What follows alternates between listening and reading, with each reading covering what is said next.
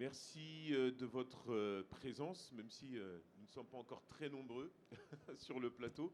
Merci de votre présence pour cette table ronde qui concerne l'handisport et les territoires. Je me présente, je m'appelle Rudy Kazi.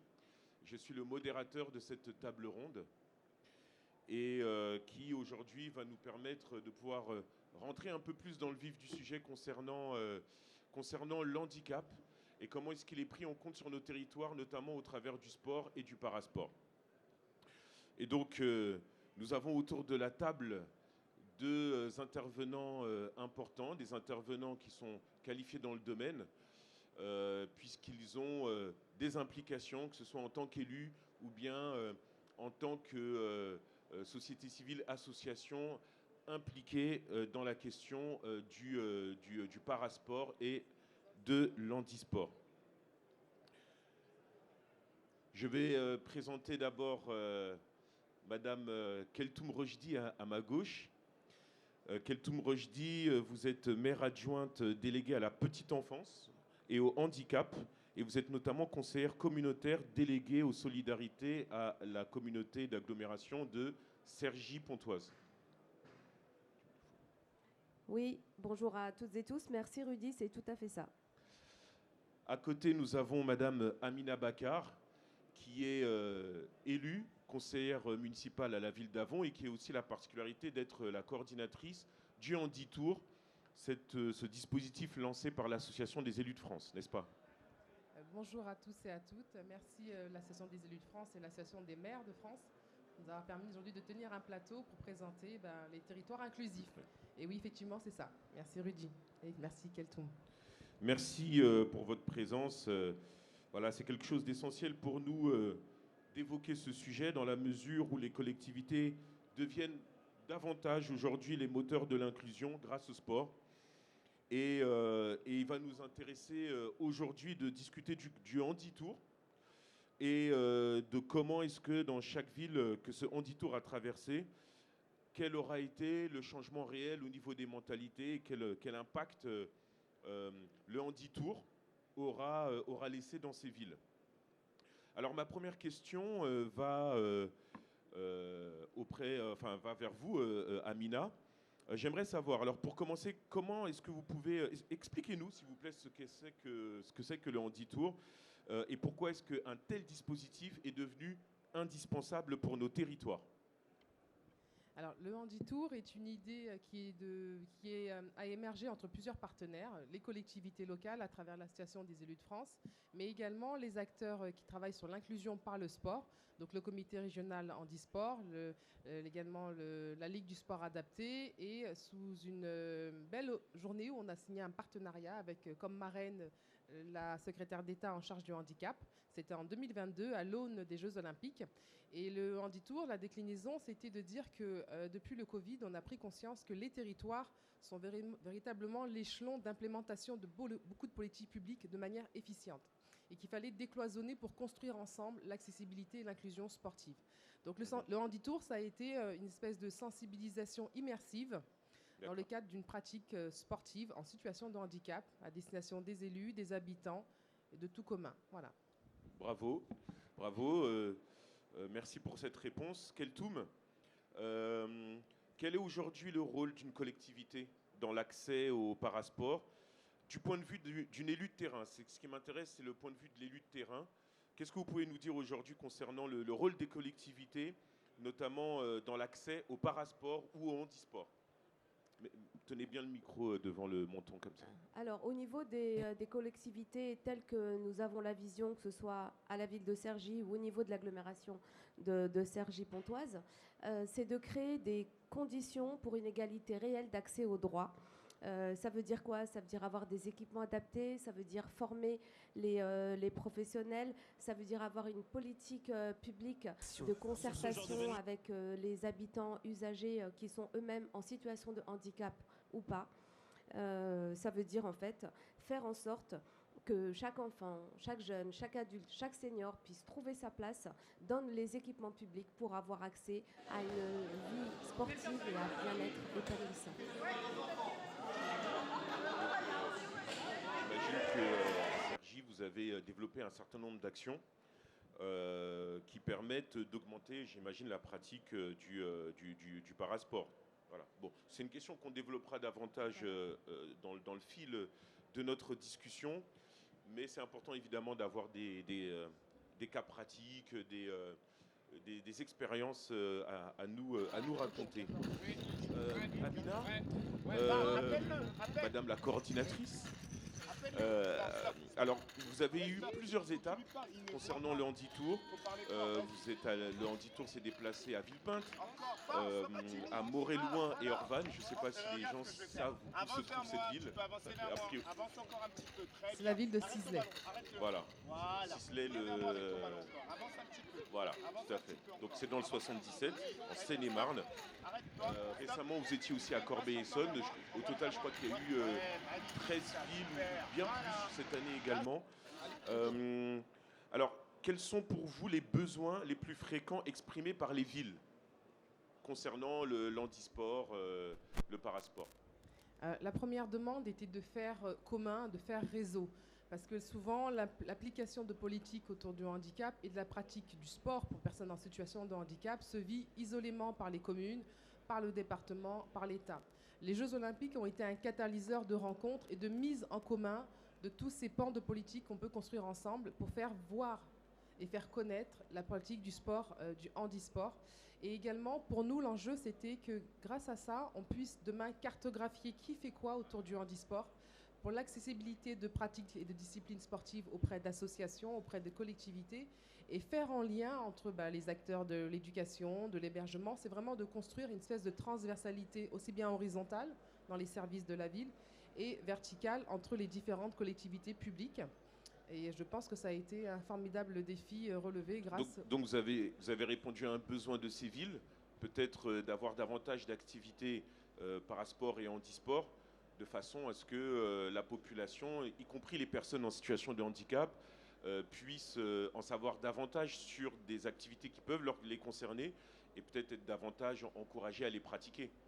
Alors, il est vrai que le handicap, on passe à une situation figée, mais n'importe qui peut être en situation de handicap de façon permanente ou ponctuelle. Et l'enjeu, c'est de se dire que ça concerne entre 12 et 18 millions de personnes en France. C'est comment est-ce qu'on accompagne vers la pratique de disciplines sportives. Et pour le coup, ce n'est pas des besoins toujours exprimés auprès des collectivités. Donc on est vraiment intervenu sur un secteur où des fois, il n'y a pas de besoin exprimé, il n'y a pas souvent de baromètre de l'inclusivité dans les territoires, il n'y a pas forcément de label. Et donc on a intervenu sur une zone de non-besoin. Mais il y avait effectivement des publics et ce qui a permis de mettre et de visibiliser une offre culturelle et sportive pour eux, mais pas que pour eux, pour toutes les personnes qui peuvent être en offre aussi de soins, d'accompagnement de pratiques disciplinaires sportives, et de se dire qu'aujourd'hui, on doit former plus d'éducateurs, plus de bénévoles dans les associations. On doit équiper également nos équipements sportifs, parce qu'on ne se rend pas compte que ce n'est pas accessible à tous, pour qu'on puisse avoir des événements culturels et sportifs accessibles au plus grand nombre. Justement, concernant les équipements sportifs, qui relèvent de la responsabilité des collectivités, en l'occurrence des communes, Keltoum, quels sont les principaux freins que peuvent rencontrer les collectivités, peut-être en matière de budget, je ne sais pas, accessibilité, peut-être en matière de formation, ou bien de coordination associative avec le tissu associatif de la ville. Quels sont les freins que vous avez identifiés voilà. Alors, Rudy, les freins, on les connaît. Le premier, comme tu l'as évoqué, c'est d'abord la question des financements avec des budgets qui sont de plus en plus restreints, puisqu'on a les baisses des dotations qui sont importantes au niveau des collectivités. Ensuite, il peut y avoir la question de l'entretien des équipements qui deviennent vieillissants. Et puis, comme l'a évoqué Amina, il y a aussi la question du manque de formation et du besoin justement d'éducateurs sportifs et de bénévoles pour pouvoir accompagner. Mais je dirais, à mon sens, en tout cas, le vrai frein, c'est la volonté humaine et la volonté politique. C'est ça le vrai frein. Parce que quand une municipalité, quand une collectivité décide que l'inclusion, c'est pas un supplément d'âme, que l'inclusion c'est une priorité, que l'inclusion c'est vraiment un axe stratégique, alors on arrive à trouver des solutions, on arrive à trouver des partenariats, on arrive à trouver des financements et on arrive aussi à avoir de l'innovation de manière à avoir un territoire plus inclusif. D'accord. D'accord. Donc, quelque part, c'est peut-être aussi une question de culture. D'ailleurs, l'inclusion, ça ne concerne pas que les personnes en situation de handicap. De façon générale, on parle aussi des personnes dites vulnérables, qui peuvent concerner aussi parfois des personnes âgées qui développent une réduction de leur mobilité. Est-ce que finalement, ce n'est pas une question de culture, c'est-à-dire la manière dont on perçoit les personnes en situation de handicap, qui pourrait du coup nourrir une plus grande volonté de travailler à leur accessibilité et à leur inclusion dans la société en général, mais en particulier dans la commune, au kilomètre 0, 50. Vous voyez ce que je veux dire? Est-ce que c'est pas forcément, est-ce que c'est pas exactement une question de culture et comment est-ce qu'on peut y remédier? Mais en tout cas, c'est une question pour vous deux, hein, bien sûr. À mon sens, la pratique du sport, l'accessibilité pour tous les habitants, tous les citoyens, qu'ils soient porteurs de handicap visible ou invisible, parce qu'il y a quand même une difficulté aujourd'hui, c'est le logo qui représente le handicap, c'est un petit bonhomme en fauteuil, mais il y a 80% des handicaps qui sont invisibles. Et quand une collectivité fait un investissement par rapport à ses équipements, par rapport aux associations justement sportives pour augmenter le nombre de licences, ça ne doit pas être vu comme un coût, ça doit être vu comme un investissement social, comme un investissement humain. Alors, je dirais que la beauté est d'abord dans le regard. C'est-à-dire qu'avant de parler de culture... C'est une belle formule. Je ne savais pas qu'on aurait des envolées lyriques ce matin. C'est un peu philosophe, Amina Bakar. Un peu de beauté dans ce qu'on fait. C'est aussi ce supplément d'âme que nous a donné les territoires inclusifs. C'est de se dire qu'avant de changer de culture, il nous faut changer de regard. On s'est trop longtemps habitué à ne pas voir certains publics à nos animations sportives, culturelles et les programmations municipales, départementales et autres.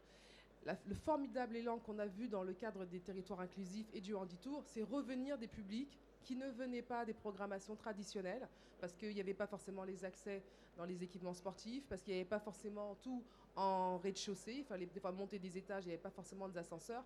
Et ça a réinterrogé notre regard, de se dire qu'il nous faut toujours garder dans le scope, dans notre ambition, de faire toujours de l'égalité, de l'équité, de l'accessibilité de nos programmations, de nos équipements, un objectif de performance et d'impact social. Parce qu'on est véritablement performant lorsqu'on touche le plus grand nombre et qu'on fédère le plus grand nombre de publics. Donc vraiment, pour moi, c'est pas, je pense que c'est d'abord le regard qu'on doit changer sur les personnes en situation de handicap, sur la performance de nos manifestations et de nos événements, et puis également la performance sportive. Ce que nous a démontré les Jeux Olympiques et Paralympiques, c'était que la performance sportive, c'était le dépassement de soi, indépendamment de sa condition physique. Qu'on soit en situation de handicap ou pas, qu'on soit d'une zone géographique riche ou non, la performance, effectivement, c'est le dépassement de soi, quelle que soit sa condition. Et ça, c'est ce qu'on enseigne à nos enfants. Et ce qu'on voudrait enseigner demain, et c'est par ces sensibilisations immersives, c'est également une démonstration auprès des personnels services municipaux et également des collectivités publiques qu'il est possible de faire pour le plus grand nombre. Merci pour cette réponse. Alors, on va essayer d'accélérer un petit peu et peut-être de synthétiser davantage nos échanges. Keltoum, vous êtes donc maire adjointe à l'enfance, au handicap, donc à la commune de Cergy. Est-ce que vous avez des exemples concrets à nous partager d'actions locales que vous avez menées à Cergy-Pontoise et qui a réellement changé le regard sur le handicap? Oui. Vous pouvez parler peut-être du Handitour. Oui, alors d'abord le Handitour, ça a été une belle expérience puisque ça a mêlé des personnes valides, des personnes invalides, des personnes ayant un handicap visible ou pas, ou des personnes sans aucun handicap. Et ça a été vraiment une belle expérience, ça a créé du lien, une cohésion sociale. Et il y a un autre événement que l'on mène dans les centres de loisirs de la ville de Cergy, c'est quoi? C'est arriver à faire changer le regard à nos enfants, de manière à ce qu'ils grandissent avec cette vision de l'inclusion et de la normalité. Tout passe par l'éducation. Et on organise régulièrement pendant les périodes de vacances, notamment d'automne, entre autres, des sessions de sensibilisation avec des associations de handicap et on met les enfants en situation de handicap et on leur fait pratiquer des activités sportives. Dans d'autres communes, on a vu, parce qu'on a fait Alors, du coup... je vais peut-être vous poser une autre question, mais vous Voilà. rebondirez. Alors, il est vrai que le Handi-Tour implique des athlètes, des jeunes, des clubs et aussi des élus, évidemment. En quoi est-ce que ce format mixte transforme-t-il les mentalités? Voilà, et vous compléterez aussi sur les expériences que vous avez eues et l'impact que ça a pu avoir en prenant un exemple concret. Le fait d'avoir un panachage de différentes personnalités du milieu du sport, on a eu quand même la chance d'avoir des champions paralympiques avec nous, que ce soit des épéistes, des joueurs de basket, des joueurs de tennis, des joueurs de foot, De cécifoot ouais. également, qui ont Notamment été... Yvon Wandji, qui a été un des parrains. qui sont des parrains Voilà, de c'est cette le monsieur édition. que vous avez vu en train de coacher Voilà, un c'est jeune lui. avec un ballon. Voilà. C'est lui. Ce sont des personnes qui sont engagées en dehors de leur engagement sportif, auprès de l'impact social aussi, auprès des territoires et de grandes entreprises. Donc le fait de pouvoir travailler de façon panachée avec différents acteurs, c'est de se rendre compte qu'on ne tient qu'un bout de l'action sur l'inclusivité et sur l'inclusion, on va dire, sociale et sportive, et que tous ensemble, on s'instruit de comment faire mieux. On a eu aussi des artistes sculpteurs, on a eu des éditeurs de livres qui ont pu imager aussi le parcours des sportifs. Ça fait du On pense à storytelling. Stéphane Simon, hein, c'est ça. Stéphane Simon et également d'autres personnes qui étaient là, qui éditent des livres sur les Jeux et les sportifs paralympiques. Ça permet aussi de raconter l'histoire de vie des sportifs paralympiques, comment ils ont dépassé effectivement leur handicap pour devenir demain des champions et porter les couleurs des tricolores à l'international. Merci. Donc c'est une richesse dont il nous faut exploiter. Et ce que je voulais juste rajouter sur ce qu'a dit Keltoum, en très court, s'il vous plaît. très court, ça a donné des idées aussi aux communes de construire des événements ouverts au public en situation de handicap, tout comme des journées de recrutement pour l'employabilité, des stages sportifs, mais des stages de vacances aussi, handi accessibles pour les enfants dans les centres de loisirs. Donc c'est-à-dire que c'est qu'un bout, mais demain qui construit un chemin autour de l'inclusion sociale en général. Justement, bon, on va y revenir juste après, mais j'ai une question qui va dans le sens de ce que vous venez de dire. Keltoum, aujourd'hui, il y a beaucoup de gymnases qui ne sont pas entièrement accessibles, pour des raisons que vous aviez évoquées à l'instant. Alors, mais comment concilier la contrainte budgétaire et l'adaptation des équipements? Comment est-ce qu'on fait pour se débrouiller à avoir des équipements qui peuvent accueillir du monde, et notamment des personnes en situation de handicap ou bien à mobilité réduite, alors qu'on a peu d'argent et que les dotations baissent? Alors effectivement, comme on l'a évoqué tout à l'heure, la difficulté, c'est les baisses de dotation. Mais au-delà de ça, c'est une volonté de territoire, c'est une volonté politique. Et je pense que pour les villes qui sont concernées, qui ont des équipements qui ne sont pas totalement accessibles, c'est rattrapable avec méthode, avec organisation, avec une volonté et surtout établir un diagnostic et puis ensuite prioriser. On ne peut pas tout faire en même temps, mais se mettre des priorités et de manière à pouvoir adapter les équipements de manière intelligente. Tous les équipements, que ce soit les écoles, que ce soit l'accès au commerce, que ce soit l'accès aux équipements sportifs et culturels, en fait, tout doit être inclusif, mais on ne peut pas tout faire d'un coup. Ça se fait pas à pas, avec méthode, avec rigueur et surtout la volonté d'avoir un territoire plus inclusif. Merci.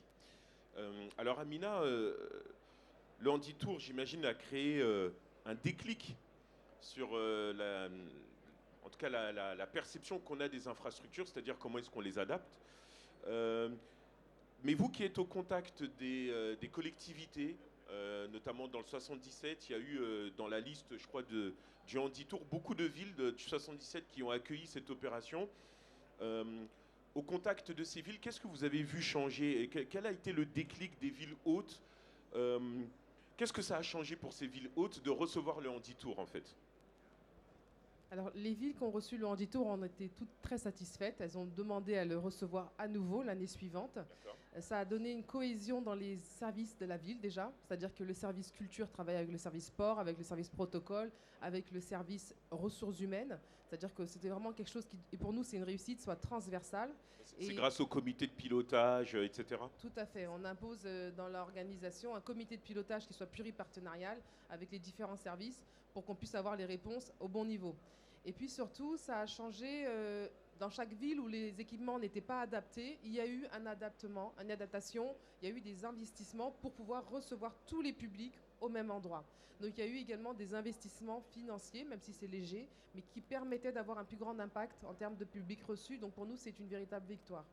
Voilà, en gros, c'est le succès qui continue de s'étendre et de se développer au-delà même de l'opération qui a eu un véritable impact. Derrière, les villes harmonisent leur gestion et le développement de leurs infrastructures. Merci beaucoup pour cet éclairage. Alors, je vais avoir une question plus orientée sur l'héritage des Jeux paralympiques. Alors, ça fait plus d'un an, presque un an et demi que les JO 2024 sont passés. Et il y a eu une forte dynamique, évidemment, en 2024. Je pense que toutes et tous, dans ce public, vous avez pu soit profiter des Jeux Olympiques. Est-ce que le public a pu participer aux Jeux Olympiques l'année dernière? Vous avez vu un peu, vous êtes allé voir et tout. Certains, vous non, mais... Ah, ok, monsieur derrière, oui. Ok, très bien. Alors, on s'intéresse aussi à l'héritage. Et moi, j'aimerais savoir, est-ce qu'on n'est pas... est-ce que l'impact des Jeux Olympiques n'est pas retombé? Voilà. Et est-ce qu'on va véritablement pouvoir construire quelque chose de durable avec l'impact qu'ont eu les Jeux Olympiques, ou est-ce que le soufflet n'est pas retombé? Qu'est-ce que vous en pensez? Question ouverte. Voilà. Moi, ce que je peux dire, c'est qu'au niveau des Jeux paralympiques, on a eu la chance à Cergy-Pontoise d'avoir la flamme. Donc ça a été un événement. Parce que Cergy-Pontoise est classé territoire des Jeux, c'est ça? Exactement. Terre de Jeux. Terre de Jeux. C'est une Donc labellisation. on a eu la flamme à la ville de Pontoise, mais également pour les Jeux Olympiques, et à Cergy pour les Jeux Paralympiques. On a eu un beau concert aussi avec... donc on a mêlé la culture et le handicap avec Zaya Zawani. C'était un magnifique concert qui a créé vraiment du lien et une belle cohésion. Maintenant, effectivement, comment arriver à entretenir cette belle énergie? Comment arriver à faire changer le regard, comme l'a dit Amina tout à l'heure?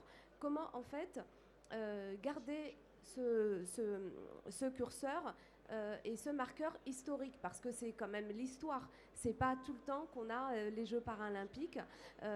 Donc on a eu vraiment cette belle opportunité d'avoir la flamme. Maintenant, en tant qu'élu, en tant que citoyen engagé que l'on est avec Amina, en tant que membre aussi de l'Association des élus de France, qui a eu cette volonté de travailler sur le Handi-Tour avec cette belle convention partenariale, on n'a pas le droit de laisser tomber la dynamique. On est aux 20 ans de la loi de 2005, loi importante. Cette loi, en fait, en réalité, ça avance tout doucement. On en parle, mais la réalité, elle est tout autre.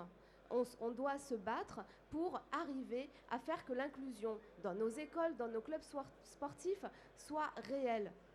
Malheureusement, elle n'est pas là. Et c'est par des personnes comme nous qui sommes des porte-voix, qui sommes des acteurs de terrain, avec la volonté justement politique de nos collègues et des équipes, de faire en sorte de transformer les choses, de faire en sorte qu'on puisse avancer vers une politique publique du handicap qui soit pérenne.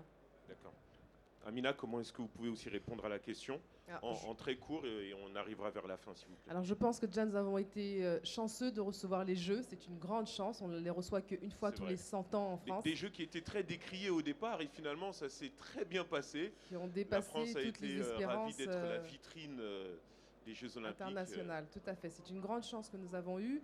Et il faut savoir que les moyens investis pour les Jeux, je pense que tout le monde en est conscient, sont des moyens colossaux, inégalables, que les collectivités en elles seules ne pourront pas porter. Donc effectivement, on a le sentiment qu'il y a un soufflet qui tombe, mais ce qui s'est passé, c'est quelque chose de l'ordre exceptionnel. On ne pourra pas construire des Jeux avec des moyens ordinaires et routiniers de la même manière. Maintenant, ce que ces Jeux ont démontré, c'est que le peuple français est un peuple sportif. Et qu'aujourd'hui, c'est comment on fait entrer le sport dans tous les pans de notre vie, au travail, à l'école, pour les personnes en situation de handicap, dans les cadres de la santé, pour les femmes. On a un vrai sujet pour la pratique féminine du sport également dans les territoires. Et du coup, comment on fait du réel et pas forcément que du virtuel. Les Jeux, c'est très bien, ça n'a qu'un temps. Donc je pense qu'aujourd'hui, l'enjeu des élus comme nous, de terrain, je dirais, c'est de rendre palpables et réelles les politiques du sport. comment? Je pense qu'il nous faut effectivement pas attendre que des moyens, mais il faut définir vraiment des véritables objectifs sportifs. Le sport n'est pas qu'une politique accessoire. Elle est un véritable facteur de cohésion sociale, de bien vivre, de bien vieillir, de santé mentale, qui est un vrai sujet aujourd'hui qui gangrène nos sociétés, du milieu scolaire jusqu'à les seniors, d'isolement social et effectivement d'inclusion sociale. Donc je pense que lorsqu'on va changer de regard sur le sport, on pourra changer de curseur. Et c'est là qu'on va pouvoir construire l'héritage des Jeux qui doit être... J'aime bien l'esprit des Jeux, c'est-à-dire qu'avec les Jeux, on fait du sérieux sans se prendre au sérieux. Et pourtant, on a construit vraiment des choses très sérieuses avec les Jeux olympiques. Très philosophique ce matin, vraiment. Bah, écoutez, il faut embarquer. Donc l'idée, c'est ça. Voilà, merci Rudy, mais je pense que ce sera notre héritage à nous, à notre échelle, les élus, c'est de mettre les politiques du sport au bon niveau et dans tous les pans de la société locale. Peut-être le mot de la fin sur la manière dont les collectivités doivent devenir de véritables territoires d'inclusion. Cher Keltoum, en tant qu'élu et maire adjointe en charge du handicap. Du handicap qui regroupe énormément de choses au niveau de mes délégations en solidarité. Je dirais que, en fait, ce qu'il faut se dire, c'est qu'un territoire inclusif n'existe qu'à une seule condition. C'est si on en fait une priorité politique. Elle doit être dans tous les programmes. On est en période électorale. Dans chaque programme, il doit y avoir des lignes sur l'inclusion. Il doit y avoir une transversalité commune. Il faut oser agir. Il faut se dire que chaque petit pas compte et qu'on peut tous faire avancer nos territoires. Merci, cher Keltoum. On peut les applaudir. C'était vraiment une belle table ronde. Je conclurai en une phrase en vous disant simplement que l'Handi-Tour nous rappelle une chose essentielle, c'est que l'inclusion n'est pas un slogan, c'est une pratique. Et dans nos territoires, tout commence par un simple geste, ouvrir un gymnase, adapter un équipement, changer un regard, comme vous le disiez, que la beauté c'est d'abord dans le regard. Je remercie les collectivités qui ont participé au Handi-Tour, qui ont accueilli le Handi-Tour, parce que ce sont donc des collectivités qui s'engagent et à l'avenir, nous sommes en train de travailler avec l'Association des élus de France à créer un label Villes inclusives pour toutes ces villes qui développent des activités à destination des personnes en situation de handicap. Merci encore pour votre accueil, pour votre présence. Et on est un petit peu en retard, donc prendre une question du public. S'il y a juste une question, je prends. Ou une réaction. Une réaction peut-être? Une réaction, monsieur? Alors, juste une réaction. Et on finit sur ça. Mon voisin voulait réagir à ce que... Non, c'est bon.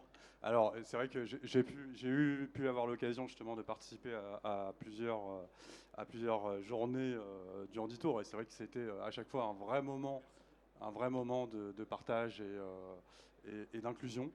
J'avais quand même une toute petite question, alors vous l'avez un peu évoqué en filigrane, mais comment les élus locaux peuvent composer avec les moyens qui sont un peu revus à la baisse, aussi bien sur le champ du sport, on l'a vu dans les propositions budgétaires, que sur le champ du handicap. Donc du coup, c'est vrai que favoriser l'inclusion par le sport va devenir peut-être plus compliqué. Alors, vous avez évoqué le volontarisme politique, mais malheureusement, ça ne suffit pas toujours. Donc, quels sont peut-être les leviers à activer pour rendre cela possible? Voilà. Keltoum y a répondu tout à l'heure, c'est la volonté locale. La particularité des élus locaux, c'est qu'ils ont au moins les moyens de pouvoir faire. Parfois, il manque les moyens financiers, mais ils s'organisent en termes de budget pour pouvoir parfois mettre à l'ordre du jour des actions et en déplacer d'autres sur le calendrier. Il n'y a que comme ça que ça fonctionne. Et le Handi-Tour a pu démontrer que même les gouvernants, nos gouvernants, parce qu'on a pu recevoir des ministres ou en tout cas qui ont eu vent de nos actions, sont en capacité d'être bousculés par les activités qui viennent du local. Et ça ne peut venir que comme ça. Là, ce n'est pas descendant, c'est ascendant. Ça vient du territoire et à partir de là, on peut booster, encourager des politiques publiques du point de vue de nos gouvernants. Voilà, j'espère avoir répondu à votre question et je le fais pour terminer parce qu'il y a une autre table ronde qui arrive derrière. Mais merci beaucoup encore pour votre attention. On est vraiment ravis. On a le cœur chaud d'avoir cette présence et et donc des spectateurs concernés. Merci encore, on vous souhaite une bonne journée, un bon salon et on vous dit à très vite. Notre stand est juste derrière là, l'Association des élus de France. N'hésitez pas à passer pour discuter, échanger autour des questions de l'inclusion des personnes en situation de handicap au travers de l'handisport. Bonne journée à tous et désolé pour le petit retard.